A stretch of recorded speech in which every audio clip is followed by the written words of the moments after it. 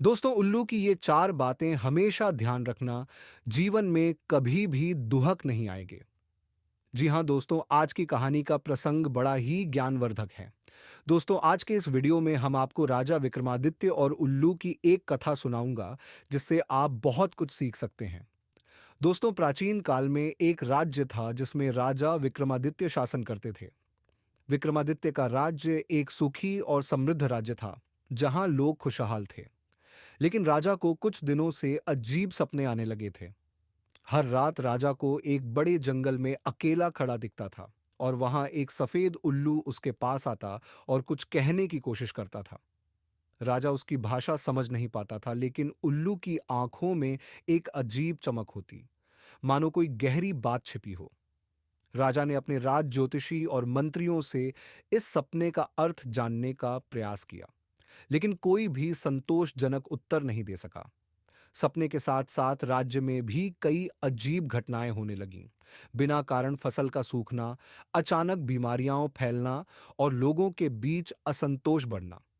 एक दिन राजा ने राज्य के जाने माने संत महात्मा विद्यानंद को बुलाया, जो गहन तपस्या और ज्ञान के लिए प्रसिद्ध थे। राजा ने उन्हें अपने सपने के बारे में बताया और पूछा ही साहब, हे महात्मा, क्या यह कोई बुरा संकेत है? क्या मेरे राज्य में कोई बड़ी विपत्ति आने वाली है? महात्मा ने थोड़ी देर तक विचार किया, फिर बोले, राजन, हर चीज में कोई ना कोई अर्थ छिपा होता है। प्रकृति के संकेत हमें सिखाने के लिए होते हैं।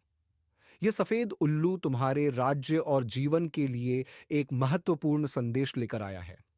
तुमने उल्लू को जो अपने सपनों में देखा है, वह कोई साधारण जीव नहीं है। वह दिव्य संदेश वाहक है। महात्मा ने राजा को सुझाव दिया कि अगली अमावस्या की रात में वह एकांत में ध्यान करें और किसी जंगल में जाकर उस उल्लू का इंतजार करें। शायद वह उल्लू राजा से कुछ कहने की कोशिश कर रहा है। अमावस्या की रात को राजा विक्रमादित्य एकांत में जंगल में पहुंचे। रात का अंधकार घना था और केवल एक हल्की सी ठंडी हवा बह रही थी। राजा ने चारों तरफ देखा और तभी उसे एक पेड़ पर सफेद उल्लू दिखाई दिया, जो पहले की तरह उसकी तरफ देख रहा था। उल्लू धीरे धीरे राजा के पास आया और एक रहस्यमयी आवाज में बोलने लगा, राजन, मैं कोई साधारण पक्षी नहीं हूं। मैं ज्ञान का दूत हूं और तुम्हारे राज्य में आई समस्याओं का समाधान लेकर आया हूं।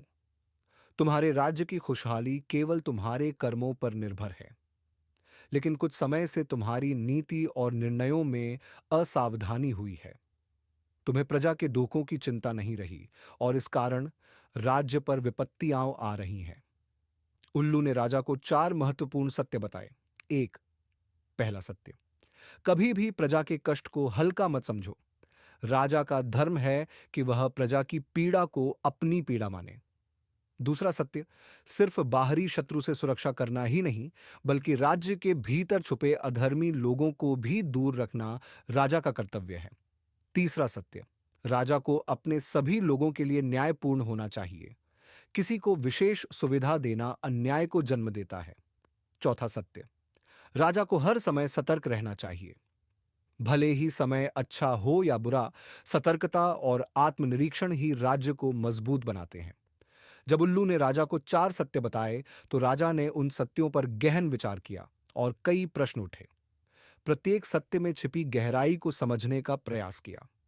वह, प्रजा के कष्ट को हल्का मत समझो। राजा सोच में पड़ गया, क्या प्रजा का दुहुक मेरे सुख से अधिक महत्वपूर्ण है? यदि मैं एक राजा हूं, तो क्या मुझे अपनी सुख सुविधा के आगे प्रजा के कल्याण को रखना चाहिए? यहां प्रश्न उठता है कि क्या हम अपने निजी लाभ के स्थान पर सामूहिक हित को महत्व दे पाते हैं? क्या हम अपने निजी सुख को त्याग कर दूसरों के लिए कुछ कर सकते हैं? दूसरी, सभी शत्रुओं से सतर्क रहना चाहिए। उल्लू ने कहा था कि शत्रु केवल बाहरी नहीं होते, कई बार वे हमारे भीतर भी होते हैं। हमारे अहंकार, लालच और ईर्ष्या। राजा ने सोचा, मैं क्या मेरे भीतर भी ऐसे शत्रु हैं? क्या मेरा अहंकार और लालच मेरे राज्य के लिए हानिकारक हो सकता है? यह आत्मचिंतन सभी को यह सोचने पर मजबूर करता है कि क्या हमारे भीतर भी ऐसे आंतरिक दुश्मन हैं जो हमारे अपने जीवन में बाधा डालते हैं? तीसरा, न्याय का पालन करना चाहिए। राजा के मन में यह प्रश्न आया कि क्या मैं सभी के प्रति निष्पक्ष हूं या कभी-कभी अपने विशेष लोगों को प्राथमिकता दे देता हूं? यहाँ दर्शक भी खुद से यह पूछ सकते हैं कि क्या हम न्याय और निष्पक्षता का पालन करते हैं या अपने स्वार्थ में फंसकर किसी विशेष व्यक्ति को ही तरजीह देते हैं। चौथा, सतर्कता और आत्मनिरीक्षण का महत्व। राजा सोचने लगा, क्या मैं सदा सतर्क रहता हूं? क्या मैं अपने निर्णयों को आत्मनिरीक्षण की कसौटी पर कसता हूं?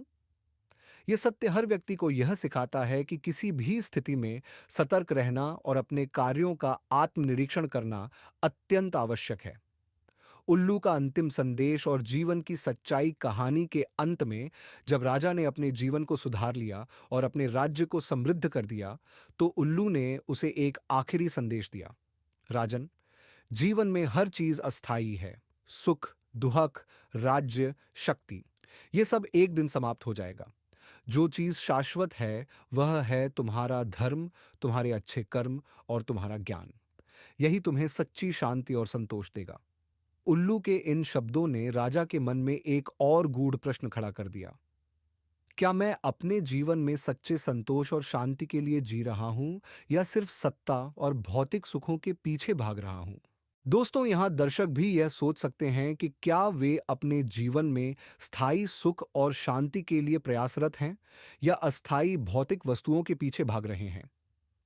दर्शकों के लिए आत्मचिंतन के सवाल इस कथा के माध्यम से उल्लू के संवाद दर्शकों को अपने जीवन में गहराई से झांकने का अवसर देते हैं। कुछ आत्मचिंतन के सवाल जो कहानी के अंत में पूछे जा सकते हैं। एक, क्या हम अपने जीवन के हर निर्णय का आत्मनिरीक्षण करते हैं? दूसरा, क्या हमारे भीतर भी कुछ ऐसे शत्रु हैं, जैसे अहंकार, लालच और ईर्ष्या, जो हमारे जीवन में बाधा डालते हैं? तीन, क्या हम अपने कर्मों का व्यापक प्रभाव समझते हैं या सिर्फ अपने निजी स्वार्थ तक सीमित रहते हैं? चौथा, क्या हम न्याय, सतर्कता और आत्मसंतोष की ओर बढ़ रहे हैं? इस तरह यह कथा न केवल एक मनोरंजक कहानी के रूप में प्रस्तुत की जा सकती है, बल्कि जीवन में गहराई और आत्मचिंतन की प्रेरणा देने वाली कहानी बन जाती है। तो दोस्तों, अगर आपको ये वीडियो अच्छा लगा हो तो वीडियो को लाइक और चैनल को सब्सक्राइब करें। धन्यवाद दोस्तों।